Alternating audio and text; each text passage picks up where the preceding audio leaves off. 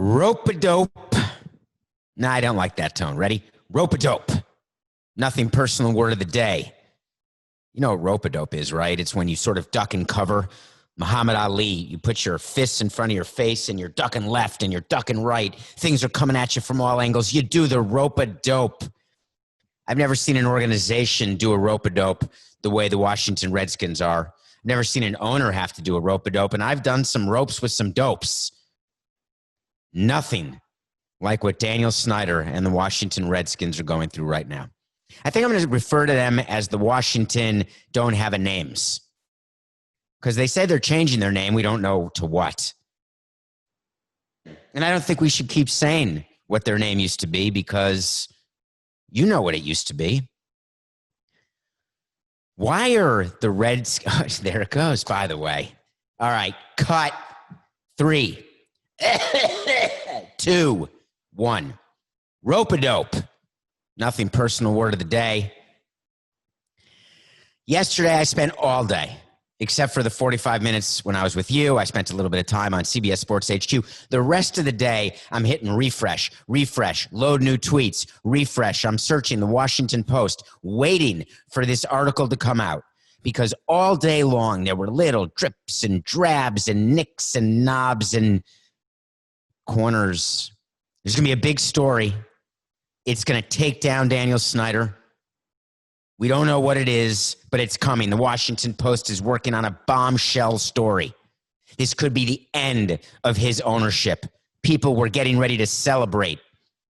Refresh, and there it came. The story was about sexual harassment and how pervasive sexual harassment is in the Washington Redskins. I did it. I'm sorry. How about old habits die hard, Bruce Willis? Miss you, Alan Rickman. The Washington don't have a names apparently have an organization where sexual harassment was just part of the annual day-to-day workplace environment for years, in and out of years and over a decade. The article interviewed scores of women, 15 of whom, one of whom gave a name, 14 of whom spoke without a name, about what was going on in the organization. And it started not with Dan Snyder. He was never accused in the article of participating in the sexual harassment. Bruce Allen, the former president who had been fired just this offseason, was not ever implicated. But the COO, the head of marketing, the vice president of player personnel, the assistant, all were accused. There were screenshots of texts back and forth, inappropriate texts, telling women in the sales department to wear tight clothes or to potentially get breast enhancements in order to try to close deals. Stories of women crying every day at their desk because of the organization. Women afraid to go to the human resources department, the understaffed human resources department, apparently. It was a long story. It was a story that we've heard before. The Mavericks have gone through something similar this past offseason, or I can't remember, with pandemic, it may be 2 years ago or a year ago. But there was something about this story that really struck a nerve. It involved the play-by-play radio broadcaster, resigned a few days ago. It involved that VP of player personnel, resigned/fired a few days ago, before the story came out. The other man implicated has been let go or resigned. So the three main people who are named by these women are now out of the organization. What's next for the Washington we don't have a names? What was Daniel Snyder doing? I want to bring you behind the scenes of what it is to be an owner and a president when you know that there is something coming out and you don't know what. I want to tell you a story. I don't know that I've ever told this story before, and it will give you an idea of what it's like when you get advance notice.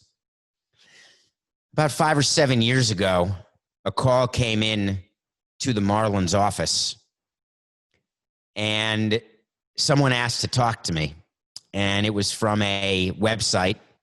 And the website said that we've got David Samson. Let me actually clarify it. We have a audio recording of an upper level executive that will take down Jeffrey Loria and David Samson. They will be forced to sell the team. Coke, have I told you this story before? I don't think I have. I try not to think about this story. So we get advance notice that we are going to be, an article is going to come out, and in that article, there will be a recording, and in that recording, there is something that is said that will be the end of Jeffrey's ownership and my presidency. So the first thing I did is I took the call and I called up the reporter. Let me actually go back a step. The first thing I did was bring in our head of PR. Then we brought in our head of crisis PR. They came to my office and I explained what was going on. And I said, the first thing I have to do is I want to get a copy of this recording. So I called up the writer and I said, this is David Samson. I understand that you have a recording. And I was told that they will not read me the recording, but they want to comment. And I said, with my advisors in the room, I'm not going to make a comment until you tell me who said it and what it is that's being said. Then, after I was told no, we brought in our lawyer. We said to the lawyer, here's the circumstance. We don't know what this is. I don't know what this could be. I was thinking back to all the things that Jeffrey may have done or I may have done. What could it be that had been recorded? Who had been recording? And then who would release it to this website? And what could it be? It's not that we ever engaged in harassment or racism, or what could it be that would force us? And this was after Donald Sterling had been forced to sell the team. So the lawyer says, we got to get a copy, and here's what you do. You call back the reporter and say, we are going to sue you. We are going to own your newspaper because you cannot go to print with this until you verify that this is an actual recording of someone in the front office. And we've got to find out who it is. So at this point, we hadn't yet gone to Jeffrey because we didn't have enough information.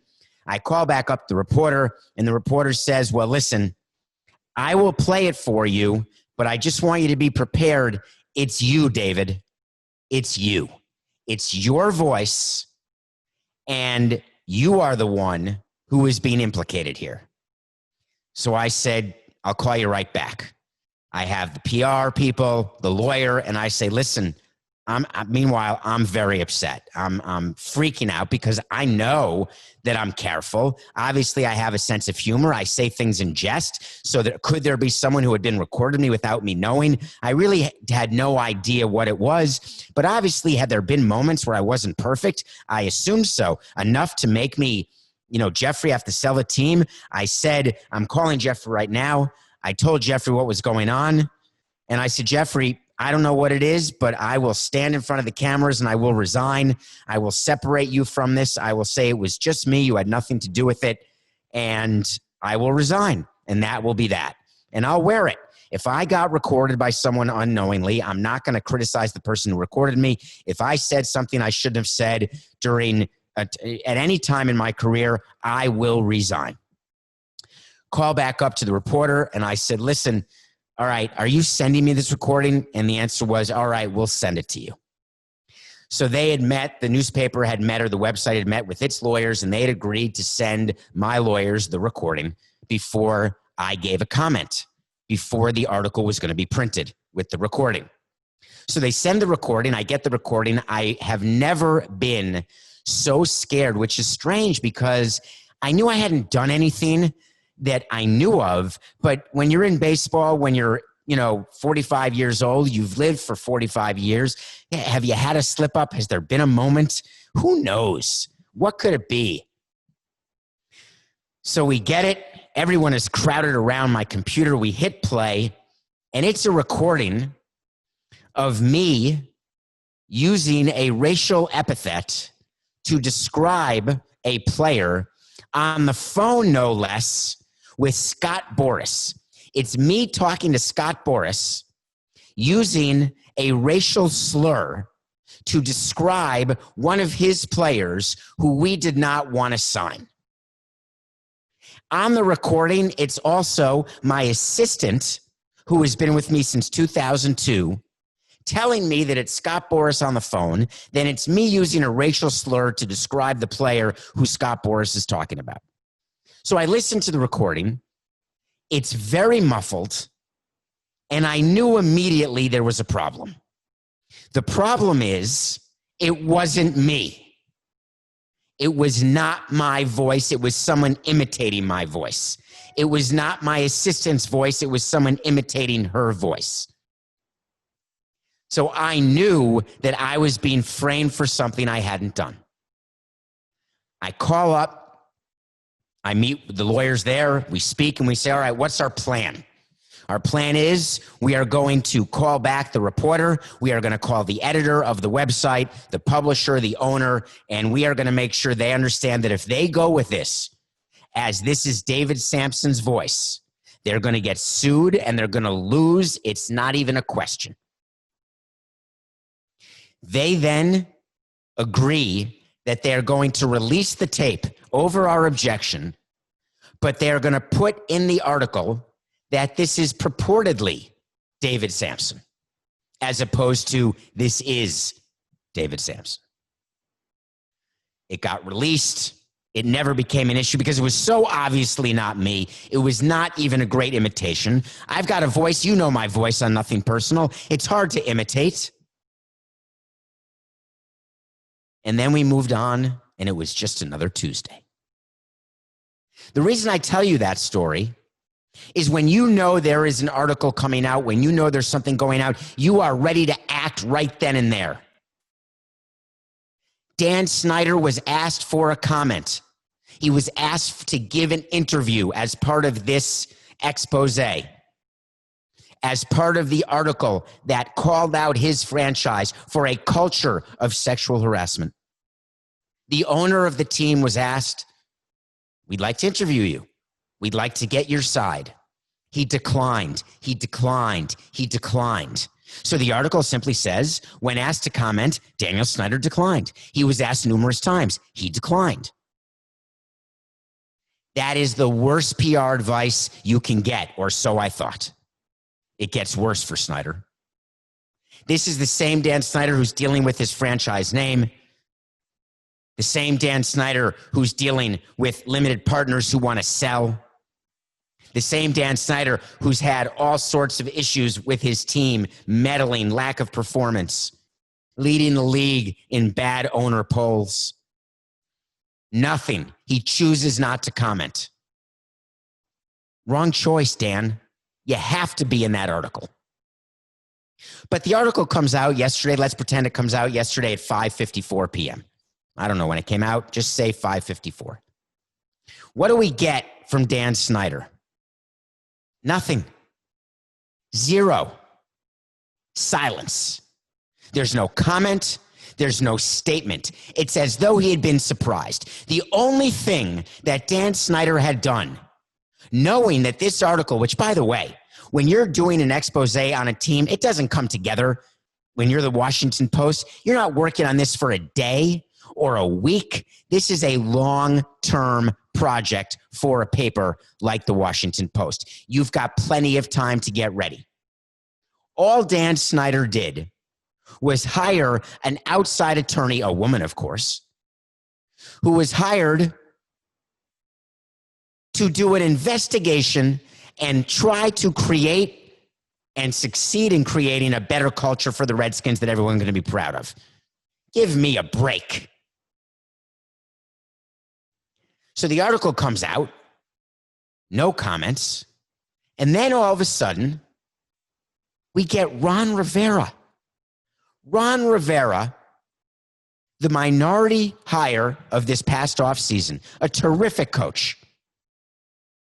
Ron Rivera, who is involved in the new name of the Washington, we don't have a name yet, football team, Why? We've said on Nothing Personal, it is ridiculous. It is transparent. It is insulting that Dan Snyder is using him as a shield, that he's intimately involved in choosing the new name. Give me a break. Now Ron Rivera is forced to comment because there's an absence of comment from anyone above the organization. When this happens in baseball, it drives me crazy. It's like when the manager of a team is forced to comment on something that the president or the owner are doing. The manager doesn't know. You ask the manager, why was that person traded to cut payroll? The manager's not in charge of that. The manager gets 25 guys and manages those guys. The manager would rather have the highest payroll of all time. Putting Ron Rivera out there to answer questions about what's going on with the Washington We Don't Have It names is embarrassing. So Ron Rivera, was he prepared? When you hire outside PR counsel or you have anybody assisting you in any way, you've got to prepare anyone who may be facing the media. Coaches face the media. Managers face the media. GMs, presidents, owners, you media train, you media coach. You say to Ron Rivera, you're going to be asked about this. Here's what I want you to say. Well, I'll tell you what Ron Rivera should say, and it wasn't what he said. He said the biggest thing is that we have to move forward from this and make sure from this everybody understands we have policies that we will follow and that we have an open door policy with no retribution. Plus, my daughter works for the team, and I sure as hell am not going to allow any of this. If Ron Rivera had gotten any sort of advice, he would know. Having his daughter working for the team is completely irrelevant to whether or not Ron Rivera believes that the Redskins should have an inclusive culture without sexual harassment. It should have nothing to do with the fact his daughter works there, because every other woman who works there is someone else's daughter who's just as important as your daughter. He then did what everyone has to do when you're working for the Washington We Don't Have a Names. Talk about Dan. He said, Dan Snyder brought me here to change culture and create an environment of inclusion among employees. I believe everyone that works for this franchise has a vested interest in our success. Blah, blah, blah, blah. I've hired a lot of managers in my time. If we wanted you to change the culture, that is true, but it's inside the clubhouse with your players. You don't hire a coach to change the front office culture. What does the coach have to do with the corporate sales department who's being told to wear tight clothes and short dresses and high heels to make a sale? What does the coach have to do with an organization that pimps out its cheerleaders and brings corporate clients to a cheerleader photo shoot and has as escorts? Ron Rivera has nothing to do with that. He shouldn't have anything to do with that. I believe everyone that works for this franchise has a vested interest in our success. That's in every single press release. Everybody who's hired says the same thing. We are going to move forward and we are going to be successful. We are going to make the changes necessary to make this organization a first-class organization, which by definition means it was a second-class organization when you took over. But by the way, when you get fired, the next coach is going to come in and say, we are going to do everything we can to make sure that this organization moves forward in the best possible light. Where's Dan Snyder during all this? Crickets, nothing, zero. Wake up this morning, a day goes by, and Dan Snyder releases a statement. I said on Twitter yesterday that Dan Snyder must have hired the same people as Jim Crane to do his PR. It's the worst possible advice I've ever seen. You have that statement ready. You know the article's coming. That statement goes out the minute that article is posted. The minute. What, are you surprised that they were investigating? You were called 10 times to make a comment. You know very well that 3 people just walked out your door being fired or resigning. Is it a coinkydink? And the best you can do, Dan Snyder, is this? The behavior described in yesterday's Washington Post article has no place in our franchise or society. He should have had a parenthetical, except for the last 13 years when it had a very significant place in our franchise. This story has strengthened my commitment to setting a new culture and standard for our team. Another mistake. I'm so angry. Why do I actually give a crap? I don't care if Dan Snyder completely implodes. I really don't. But I want to tell you, nothing personal, listeners and viewers. When someone says this story has strengthened my commitment, call out their BS.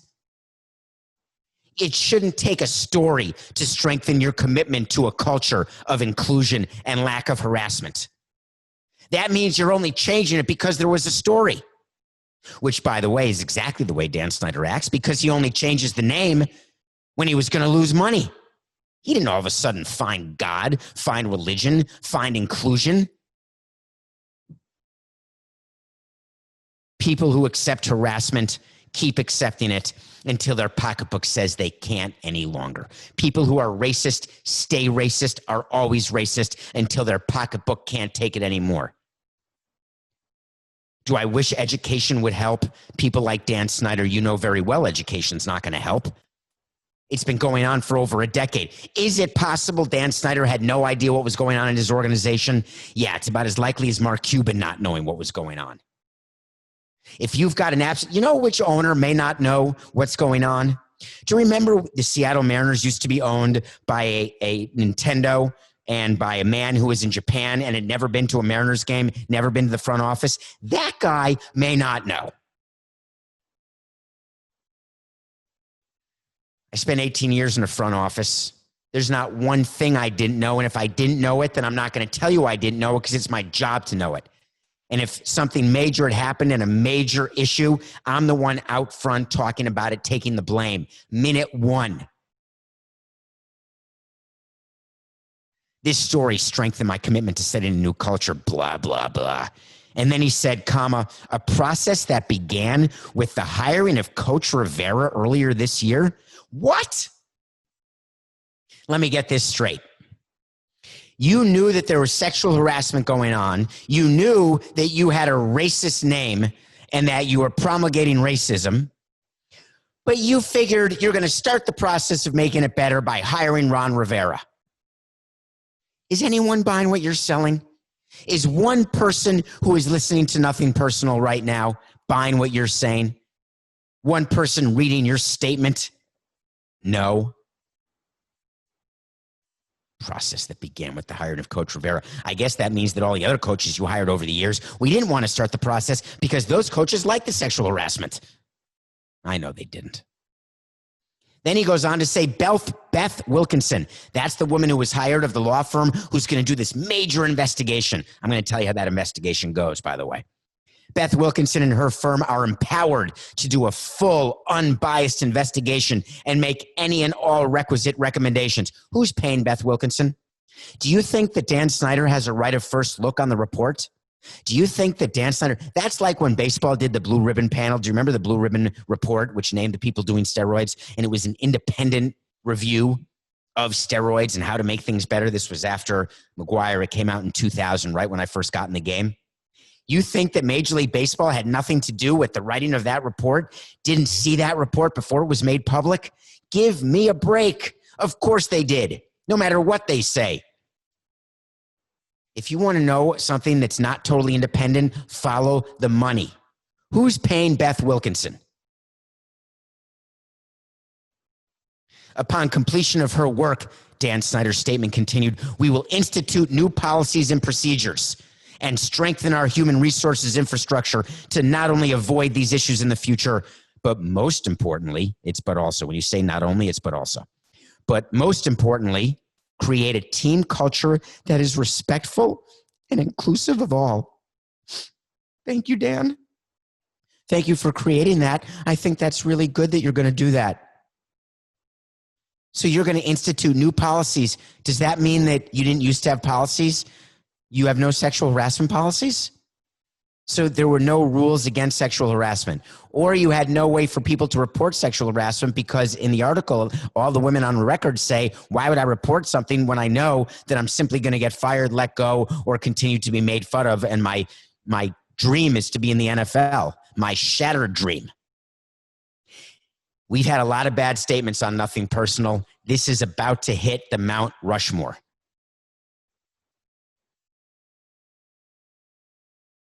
We're going to create a team culture that's respectful. Okay. I think we should wait. Let's wait, because what's going to happen is the new name will be announced. Then they'll let some time pass. They're going to hire some extra women.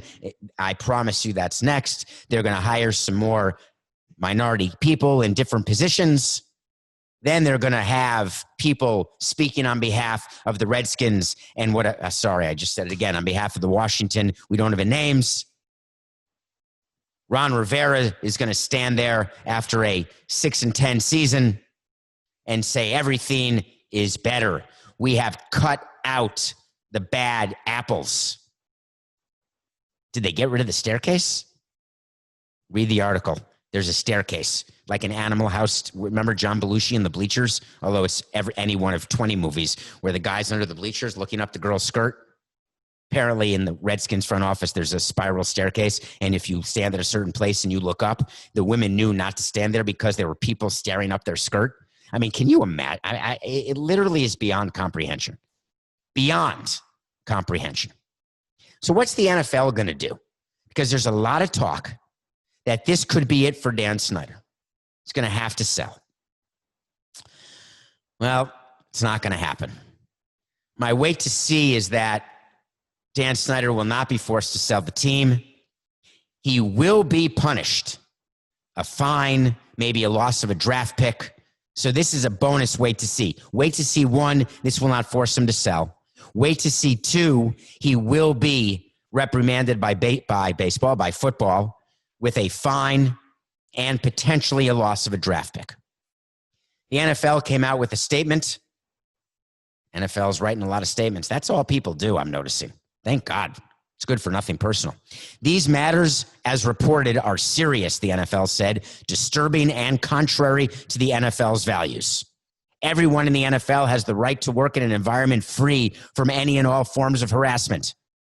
Washington has engaged outside counsel to conduct a thorough investigation into these allegations, and the club has pledged that it will give its full cooperation to the investigator, and we expect the club and all employees to do so.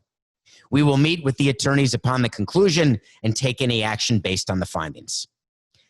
That is a weak statement. And the reason that's a weak statement is the NFL should have come out immediately and in more than one sentence where they say, as reported, they're serious, disturbing, and contrary to the NFL values. That's not giving enough credibility or credence to the women who were in this article.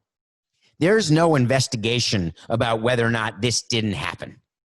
What Beth Wilkinson has been hired to do is to fix the organization going forward. They're not investigating what went on in the past. There's text messages. There are screenshots of text messages that are damning evidence. It's not good enough what the NFL's doing. But by the way, they will have to take action. The Washington, we don't got a names, and Dan Snyder, you've got a serious problem. You've been doing some serious rope-a-dope, and there is no end in sight. Good luck, Dan. See you soon on Nothing Personal.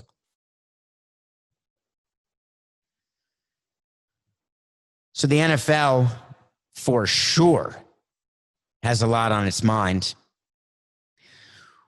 Every day we've mentioned to you that with Major League Baseball and the Players Association fighting the way they did, everyone criticizing baseball for being tone deaf, come back and play. You have an opportunity. You can change the narrative. You can be the only sport to be playing on Independence Day. Remember all that? Seems like a long time ago with opening day coming in 6 days. By the way, the Nationals had no place to play. Now they do. They're playing in Washington. It's all good. We're on schedule to shave the beards on July 23rd. And I said that the NFL is going to have a problem because they're going to have cap issues. The salary cap has to do with revenue. They're going to have revenue issues. The cap is not going to go up in the way that it had been going up for years and years and years. That trickles down to the players. That's a problem for the union. And by the way, the NFL has to have an agreement on return to play, the same way the NHL did, the same way MLS did, the same way the NBA did. There's got to be an agreement on returning to play. Where is that agreement? It's being negotiated. And it's not going very well. Do you know that rookies are due to report to camp quite soon? Training camp is supposed to start July 28th. One of my old wait to sees is that training camp will be delayed, even though Roger Goodell has done everything in his power to never have any sort of time delay. He needs games to go on, fans or no fans. Then yesterday, we got word that the NFL made a proposal. I want to talk for a minute about that proposal and explain to you why it is so interesting, why they're doing what they're doing. The NFL is the same as MLB. It's done through the commissioner. They have a labor department. They're negotiating with the head of the NFLPA, a man named DeMaurice Smith. They've got NFL, as we saw in the collective bargaining agreement, when there's a negotiation, there are player reps and there's an executive council, et cetera. So a proposal was made, and in that proposal, they talked about what MLB has been talking about this whole time, and that is what percentage of payroll is going to be withheld. Because there is going to be a reduction in revenue. Therefore, we cannot afford to pay out everything that you think you're going to get paid. The initial thought was NFL, they were going to hold back 35% of payroll. The players said no chance. The NFL came back and they said, we have an idea. We're going to withhold $40 million per team off of the cap this year. And the players said no chance. No chance. What the players want is exactly what the MLB players wanted. They wanted whatever hurt that the owners are having, they understand. And if the players need to take a pay cut, okay, but that's going to then just be deferred and spread out. The players want to get their full money. That's a problem. Now, what about COVID-19? What do we do about opt-outs?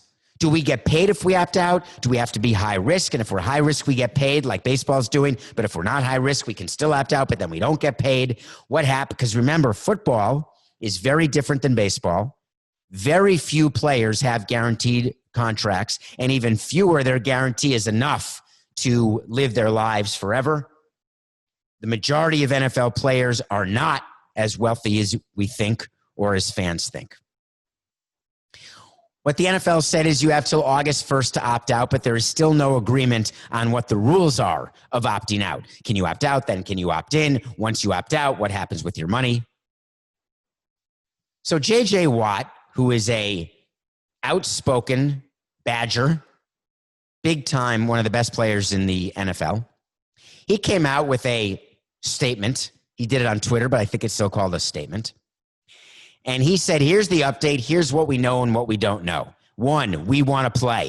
Does that sound familiar to anybody? I tweeted it yesterday and Coca got mad. Coca doesn't want me to engage with players on Twitter. And he and I have gone back and forth on this. It's not that I'm insulting J.J. Watt or any other player who I respond to.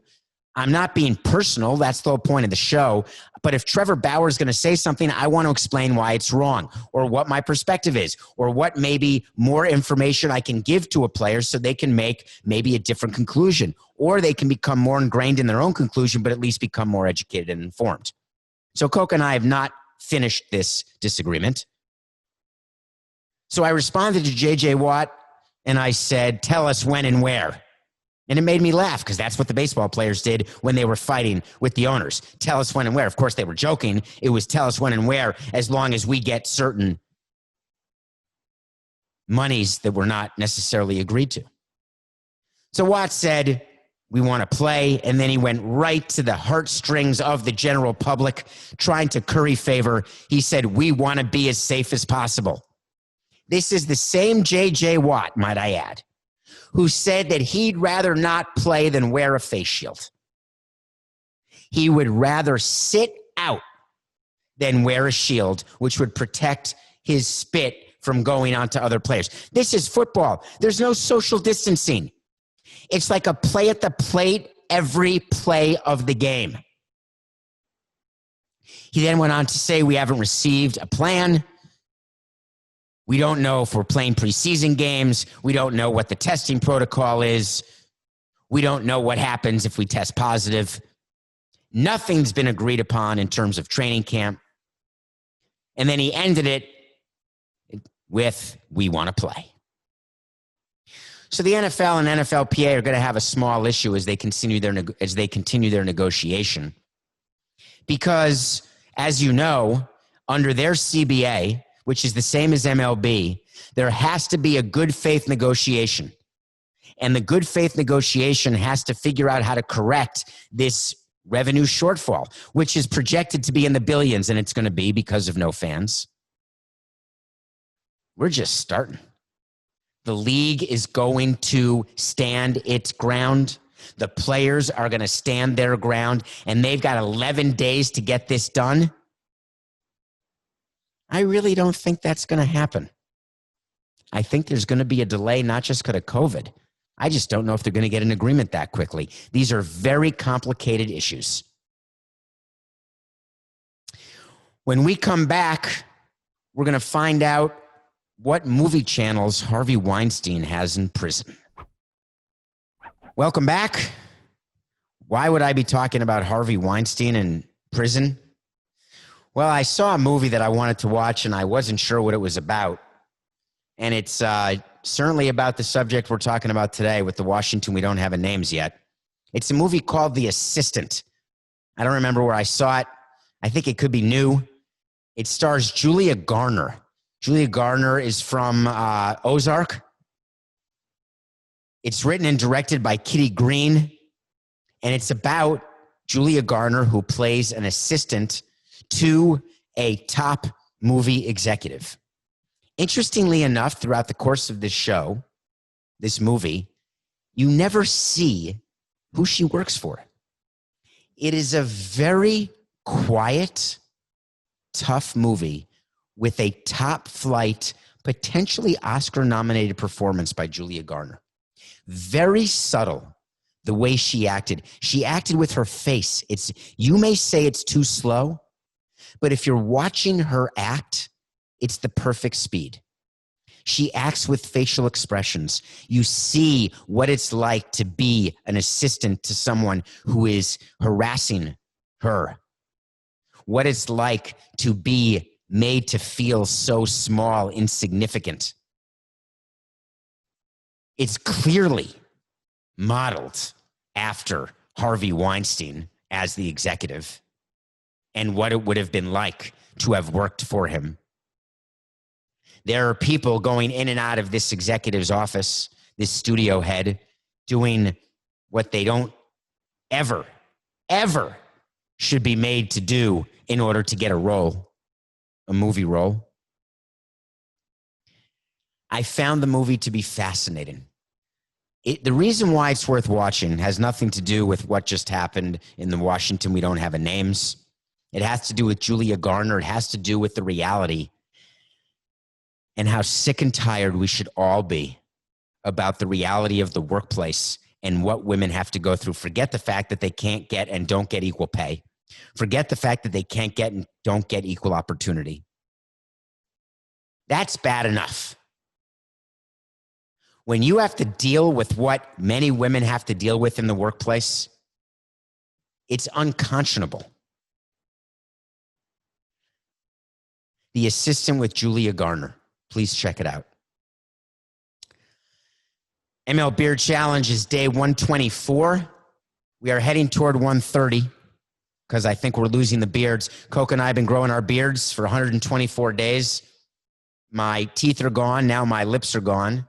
The truth is you only see a little gray now on the bottom. If you're watching on YouTube, by the way, thank you. Thank you for watching and listening and for voting for Podcast of the Year in the sports category. There's a link wherever you're watching or listening. Just vote. It takes 2 seconds. Put the email in. Thank you. All right, I got to end the show, and I got to talk about A-Rod. I'm doing it again. Coke, I have to. It's too good. It's simply too good. So A-Rod and J-Lo are trying to buy the Mets. We've talked about that. Every day, A-Rod does something else, which tells me that he better be the high bidder by a lot, and I'm still not sure he's going to get 23 votes. The 23 votes which are needed to become an owner in Major League Baseball. What did we learn yesterday about A-Rod? Well, A-Rod and J-Lo, the power of the powerest of couples. They got on a plane during COVID. I guarantee you it was not American Airlines. And they went to New England to meet with Robert and Jonathan Kraft. They went because they wanted to have a learning session, which, by the way, when we were selling the Marlins, A-Rod wanted to do the same thing with me. A-Rod and I had lunch, and he wanted to talk about getting votes to be an owner, wanted to learn about owners, was doing his due diligence. We had a very nice lunch, and it was just fine. A-Rod and J-Lo want to learn from the Krafts, not about winning. Of course, that's what's being reported. If they want to learn from anyone, learning from the Krafts, that'd be the best. Really? Are they the model organization? Are you sure? They certainly have the rings. But are they the model organization in every other way? Deflategate, Spygate. What they were learning is all the development that the Krafts have done because that's their business. Football is one of their businesses, but the other business the Krafts are in is major real estate development. And there's a lot of development around Gillette Stadium and a lot that the Kraft family is involved with. So A-Lo wanted to get, I'm going to do A-Lo from now on because A-Rod and J-Lo takes too long. A-Lo, they want to get involved and learn because we found out they want to develop around Citi Field. Around Citi Field right now are a bunch of chop shops that are called. They were around Shea Stadium. Then when Citi Field was built, the Wilpons had said, and everybody said that the chop shops are going to disappear. There's going to be development. We're going to get people there before games. We're going to get them to stay after games. Trust me, we did the same thing for Marlins Park. We're going to get people there before, after. We're going to raise money. It's going to be huge. A huge source of revenue. Turned out to be not just in Little Havana. The urban sprawl has not happened in the last 8 years. Maybe it will, maybe it won't. The same urban sprawl has not gotten to Queens where Citi Field is. But A-Rod and J-Lo are going to make the difference. So they are going public. It's found out that they're meeting with the Krafts because they want to develop the chop shops as part of their model. They're going to convince Brian Urlacher and Bradley Beal, give us the money. We're going to pay $2 billion, but we're going to make so much money you're not going to believe it because we're also going to develop that real estate, and that's going to throw off the income. This is the best business ever. Without Fred and Jeff Wilpon there, we're going to get more season ticket holders, more corporate sponsors. We're going to win more games because we're A-Lo. We know what we're doing, and we're going to do concerts. We're going to have venues and bars, and it's going to be the greatest thing ever. Mark my words, NGTH, not gonna to happen. Did it again. NGH, not gonna happen. And that wasn't A-Rod's only faux pas yesterday. In one day, A-Rod gave an interview where he said, I am committed to moving and working forward in conjunction with players. We need to build this game and not fight over revenue. We need to build this from $10 billion to $15 billion. By the way, it's not $10 billion revenue anymore. We need to build this, and we'll share the revenue with the players. 50-50. Tony Clark, the head of the union, said, what are you talking about, A-Rod? That's a salary cap. You know very well that we're not going to do a salary cap. You used to be a player. You made all your money because there was no salary cap. Now you're going to think you're going to kiss ass of the owners? A-Rod, here's a word for you. The things you're saying are not helping you get a team. You don't have to carry Rob Manfred's water or the other owner's water by talking about revenue and having conversations with Tony Clark. That's not going to make a difference. It's not going to help you. You want to get the team? Bid the most money by far. Because you know Fred and Jeff Wilpon are looking at this and saying one thing and one thing only. This is business. It's nothing personal.